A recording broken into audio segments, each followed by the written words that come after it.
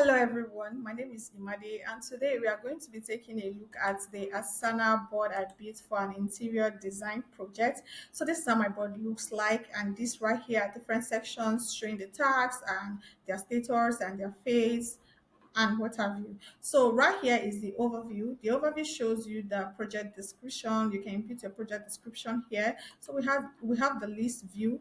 This is how the list view show tags on Asana, and we have the board view. We have different views actually. The board view, the timeline. This is how the timeline view looks like. This is the dashboard view showing the different total completed tasks, the total of your overdue tasks, and the total tasks.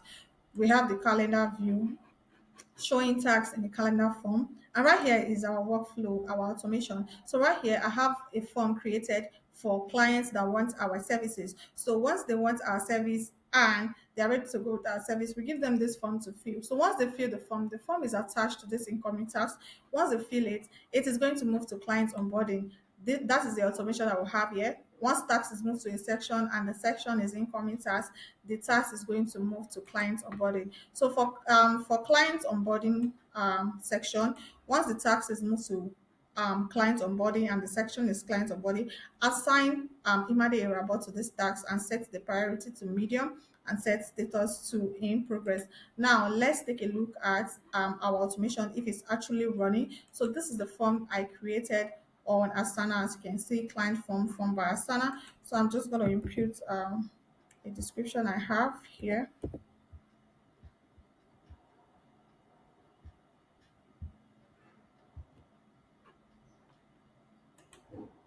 So let's go back to our Asana. We're going to something like client form. Yes. So this is its client form submission. It's now in client onboarding and it is assigned to Imadi Rabo.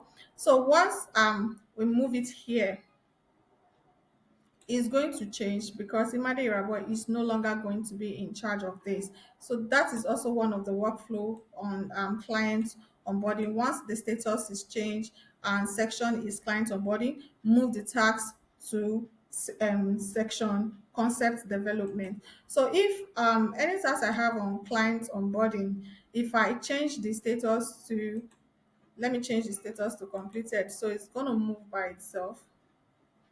You see, it has moved by itself to concept development. So if I still move it, it's also going to change what the other automation that we're also running on concept development. So let's also check out for concept development automation.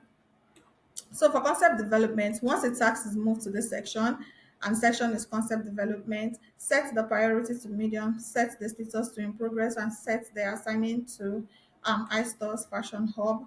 So once when status is changed to complete and section is concept development, move it to the next section, which is design and documentation, and set assigning to comfort.